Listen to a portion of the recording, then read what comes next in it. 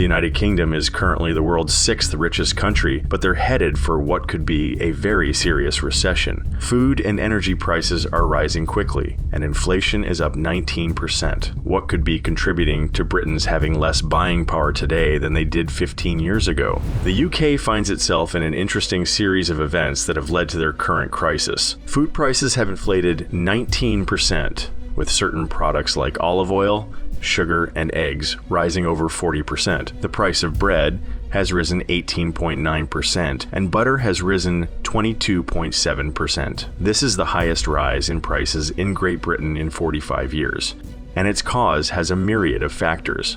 The value of the food hasn't risen, but the cost of production has. In 2021, after a period of record low gas prices in Europe, prices began to rise as a rapid rebound took place due to industries like travel and hospitality requiring more energy post-COVID lockdown restrictions. By December of 2021, gas prices had risen over 180%, and 28 energy companies shut down operations in the UK, affecting more than 2 million citizens. The war in the Ukraine didn't make energy matters for Britain any better. Conflict between Russia and Ukraine indirectly affected the UK's gas pipeline. Although the UK did not directly receive gas imports from Russia, the fact that Russia was reducing their exports to other countries to support the war efforts caused scarcity and increased gas prices. Prior to the war with the Ukraine, the UK got its gas from Norway, the US, and Russia.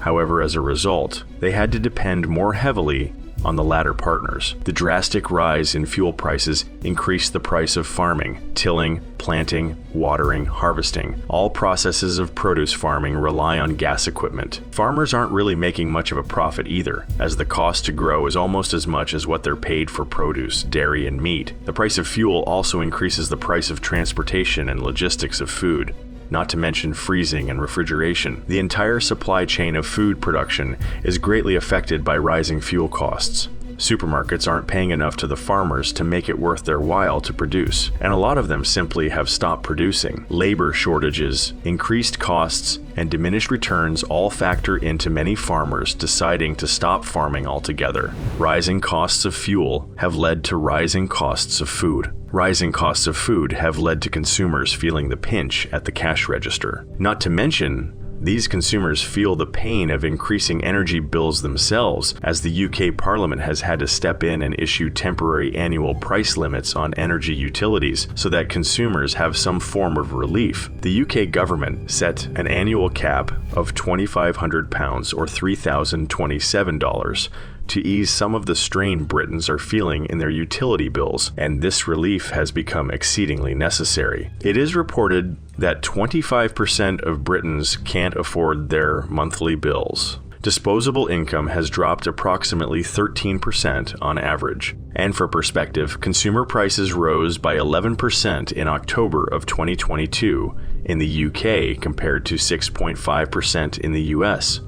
Shoppers in the UK are also faced with shortages. Tomatoes, cucumbers, and peppers were in short supply as of the end of March 2023 due to disrupted harvests in northern Africa, requiring industry buyers to spend more on less from places such as Spain. Great Britain narrowly avoided a second consecutive quarter of declining economic growth and what would be the definition of a recession, but that fact is of little relief to businesses and families in the UK. Rises in the cost of living has seen work stoppages and strikes from the medical industry, train conductors, teachers, and various other public sector employees seeking raises. Disposable income dropped by approximately £4,000 or $4,840 per year per household on average in the UK, and it's expected to get worse before it gets better for some 7 million UK residents. Voting to leave Brexit is affecting Britons in ways that we'll expand on later. However, a decrease in trade with the EU has resulted in increased taxes for businesses and consumers as Parliament attempts to reduce its debts. Speaking of debts, the Bank of England has had to raise interest rates 10 times since December of 2021 to ease inflation, making personal and business loans more expensive and less accessible to borrowers. The UK really is in a perfect storm of hurdles to economic prosperity.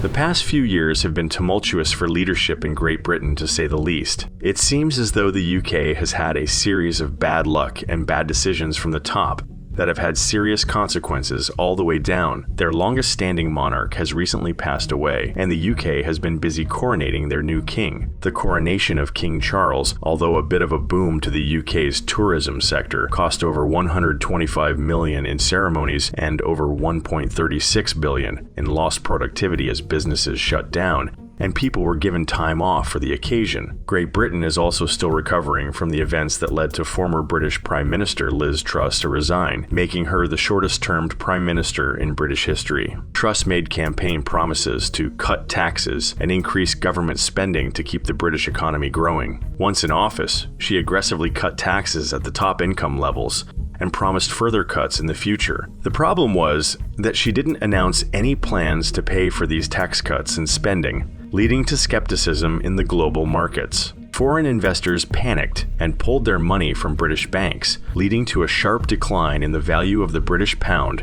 and ultimately leading to Liz Truss' resignation after only 45 days in office. The Bank of England has been market correcting ever since, changing the interest rates an aforementioned 10 times since December of 2021. Although Liz Truss's time in office was short and filled with turmoil, their previous choice of Prime Minister and the voting decisions of older Britons have also attributed to the current state of the UK's economy. The UK's Brexit from the European Union has had various detrimental effects to Great Britain's GDP. During the 1980s, under Prime Minister Margaret Thatcher, the UK made economic moves very similar to Ronald Reagan's America.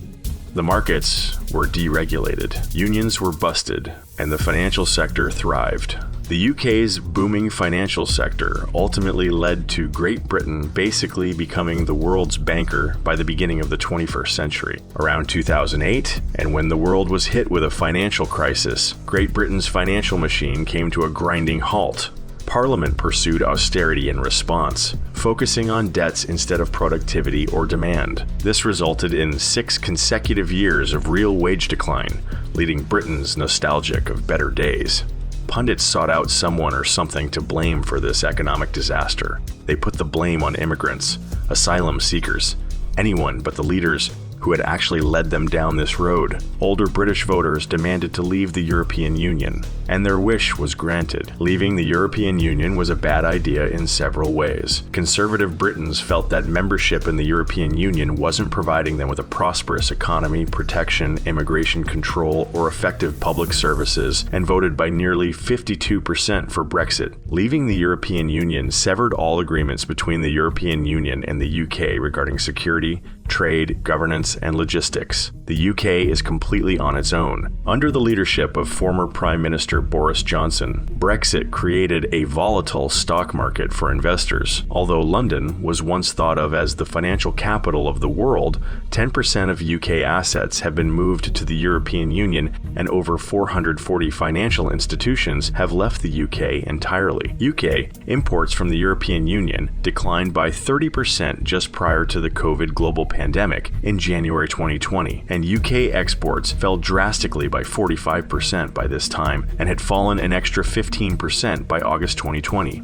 Around 20,000 European Union citizens left the UK, resulting in a massive shortage of workers in the retail, hospitality, and transportation fields. This labor shortage contributed to the energy crisis due to a lack of drivers that could transport fuel into the United Kingdom. Brexit has had its own slew of problems, but another cause for the UK's current economic turmoil is a decision not to automate. Compared to the EU and other developed nations, the UK has invested very little into automation and robotization. For example, there are more hand car washes than automatic car washes, which looks like keeping a human working a job instead of a machine on the surface. But in reality, this is a low-wage, low upward mobility occupation that is actually taking a job away from a robot. Failure to change with the times has led to less than desirable production rates in the UK compared to other nations, and this glut of non-desirable, dead-end jobs, combined with skilled worker unions striking, has led to a labor shortage throughout the UK. The economic future of Great Britain is uncertain, but there are some signs. The International Monetary Fund predicts that British GDP will rise by 1% in 2024 and by 2% over the next 2 years. There was next to no growth in 2023.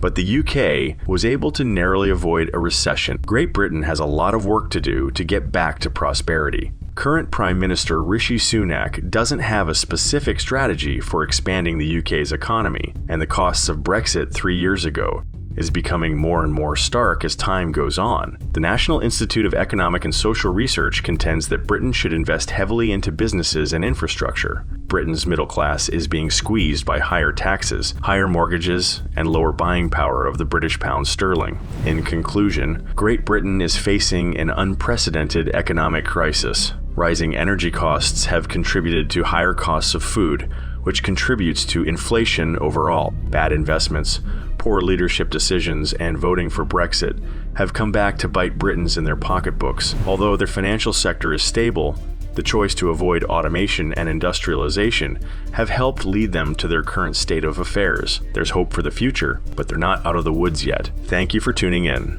Make sure to subscribe to stay informed on future The Richest content.